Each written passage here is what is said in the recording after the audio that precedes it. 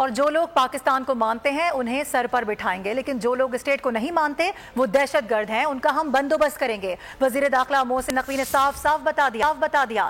Saint اجلاس میں بلوچستان میں حالیہ دہشت گردی واقعات پر بحث کو سمیٹتے ہوئے کہا کہ 26 اگست کی رات جو واقعہ ہوا وہ پوری منصوبہ بندی سے کیا گیا، جو بھی بندوق اٹھائے گا اس کا بندوبست کیا جائے گا۔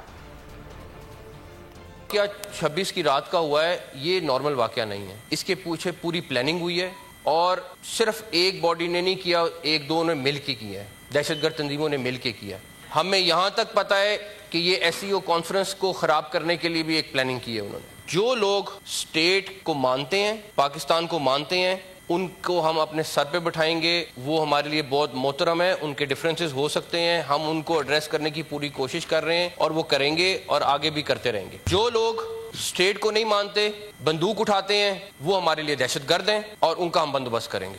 اس میں کلیئرٹی ہونی چاہیے اور اس میں میرا خیال ہے ہم سب کو اکٹھا ہونا چاہیے کہ جو اسٹیٹ کے خلاف جائے گا اس میں ہم سب کو اکٹھا ہونا چاہیے۔ سبسکرائب کریں اور بیل دبائیں تاکہ کوئی خبر رہ نہ جائے۔